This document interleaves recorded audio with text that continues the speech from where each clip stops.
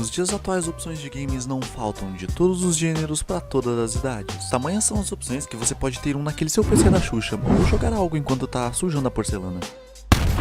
Obviamente que em todas as épocas há aqueles que se destacam, e na nossa era não é diferente. Há alguns anos atrás existia um gigante que até mesmo desafiou o tão aclamado CS, mas antes vamos voltar um pouquinho no tempo. Pouco não, bastante.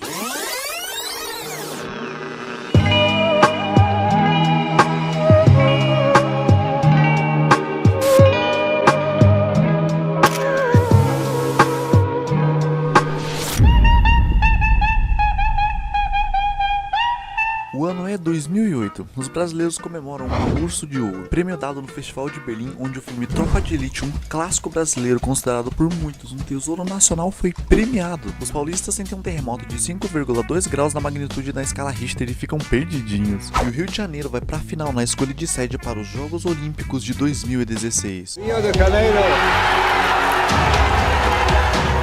No mundo dos games, há grandes lançamentos acontecendo, como o grandíssimo GTA 4, que fez muito sucesso por um longo tempo. Pode ter certeza que a Rockstar fez questão de tirar cada gota de leite dessa vaca. Quero meu dinheiro. Fallout 3, a continuação dessa franquia maravilhosa que a gente finge que uma certa parte aí não existe. Muito querido por todos que tiveram a oportunidade de presenciar esse universo caótico, porém maravilhoso. Fallout 3 fez um grande sucesso na sua época e é um grande game até hoje. Também foi um tempo onde alguns filmes ganhavam jogos. E não foi lá uma boa ideia, mas isso acontece desde sempre. Os PCs e os consoles estavam cada vez mais comuns nas casas das pessoas, mas mesmo assim as lan houses continuavam em alta. Nessa época, a alegria de uma criança era ir na padaria do seu Zé ali na esquina e poder ficar com o troco. Dinheiro esse que tinha uma única finalidade, poder ficar 1 ou 2 horinhas ali jogando com os amigos. Haviam várias opções, mas sempre tinham aqueles favoritos da galera.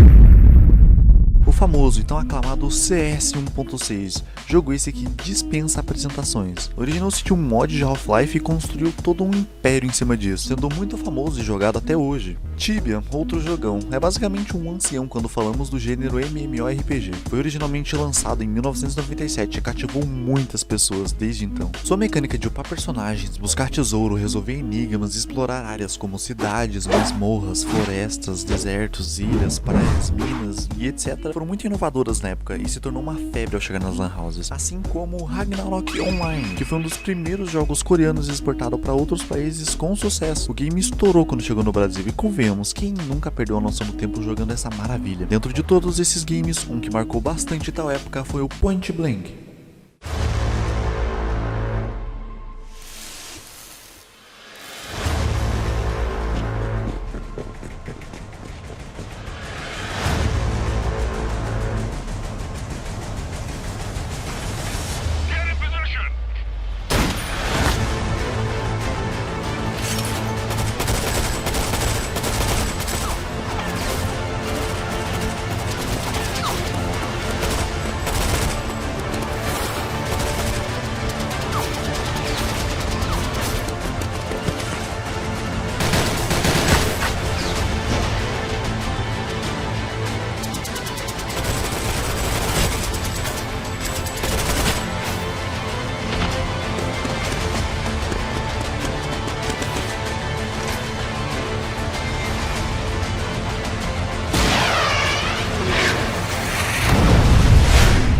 Chegou como quem não queria nada e em pouco tempo já era visto com um grande potencial. Com uma popularidade gigantesca, ele poderia bater de frente com os grandes sucessos do gênero na época. Com gráficos inovadores e mecânicas que melhoraram ainda mais a experiência dos jogadores, Point Blank foi um FPS muito amado e inovou muito o cenário dos games no Brasil. Assim como alguns de seus concorrentes, ele foi das lan houses para a casa das pessoas, e a sua fama aumentou ainda mais. Se tornando uma completa febre entre os FPS, Point Blank foi um grande sucesso e inovou em seu gênero. Agora as pessoas queriam treinar e praticar para poder ficar ainda melhores. Com esses anseios e algumas dezenas de outros fatores, começaram a surgir os canais no YouTube, e muitos dos grandes pro players que conhecemos hoje vieram desse game. Diferentes canais com diferentes premissas fizeram com que o interesse das pessoas aumentasse ainda mais, indo de dicas para melhorar seu desempenho a um compilado de melhores jogadas. Tudo isso cativava muito a atenção de todos, trazendo ainda mais público. Não demorou muito tempo até que grandes empresas vissem uma grande oportunidade nesse meio. Os tão aclamados eSports também chegaram nesse game. Hoje em dia é muito comum vermos dezenas de campeonatos dos mais variados jogos possíveis, desde MOBAs a FPS. Na época já existiam alguns outros games que geravam coisas similares e tudo mais.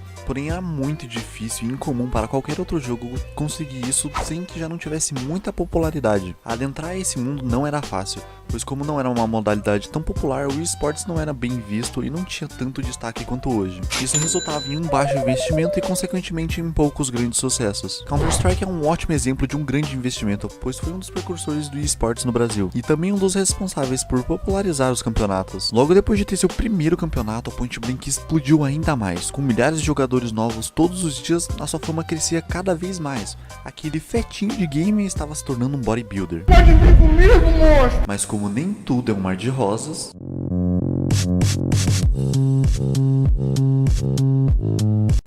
o jogo ia muito bem no Brasil, inúmeros jogadores novos todos os dias, as microtransações a 1000, vários campeonatos e times profissionais. A Zepeto, empresa dona do game, estava nadando no dinheiro e na glória. O problema é que ela estava nadando fundo demais. Tão fundo a ponto de esquecer que o próprio game existia. Uma empresa com seu jogo no auge lança atualizações, corrige problemas, aumenta a segurança, cria mais conteúdo e enfim, tudo para continuar em seu auge e agradar os jogadores. Mas essa empresa em questão tinha um modo meio diferenciado de tratar de tais questões.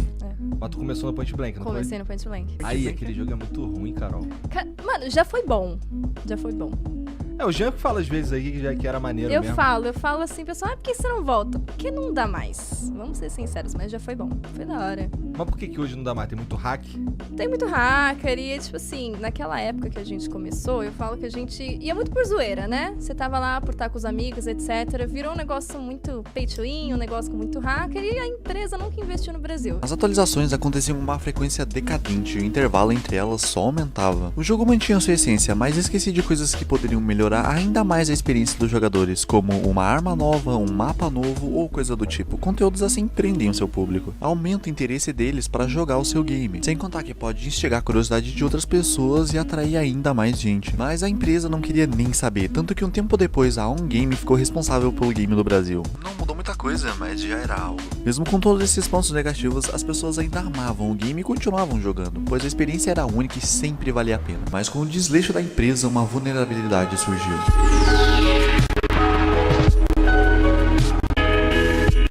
Certo dia, alguns players começaram a agir de uma forma estranha, acertando todos os tiros, balas que atravessavam paredes, sabiam onde o inimigo estava e até mesmo podiam voar. Esse foi o início dos hackers. Quebrando a segurança do game e inserindo programas de terceiros, esses jogadores, se é que dá pra chamar eles assim, obtinham certa vantagem acima dos outros players, estragando completamente a experiência de todos. Tal problema apenas foi se tornando cada vez pior. Os hackers sempre burlavam a segurança do jogo, que não era lá aquelas coisas. Para tentar contornar isso, a empresa tentou diferentes métodos. Lançou um anti-cheat que era facilmente burlado, fazia dezenas de atualizações de segurança e até mesmo bania alguns jogadores. Essa onda de banimento afetou a todos, até mesmo quem não tinha nada a ver. A infestação e decadência foi tanta que até mesmo houveram relatos de programas de terceiros em campeonatos. O futuro do Point Blank é incerto. Pode ser que o game vá à falência ou quem sabe por um milagre ele não volte a se reerguer. Mesmo com toda a sua história e os podres na mesma, um clássico sempre será um clássico. Muitos julgam que a empresa responsável por esse jogo não o dá o devido valor. E realmente, mas quem somos nós para julgar? Quem sabe isso sirva de lição para ela, assim como serviu para tantos outros. Hoje em dia há dezenas de opções que podem amenizar a saudade do tão amado PB. Como dito antes, sua história serviu de exemplo para outros e atualmente é muito incomum vermos algo similar.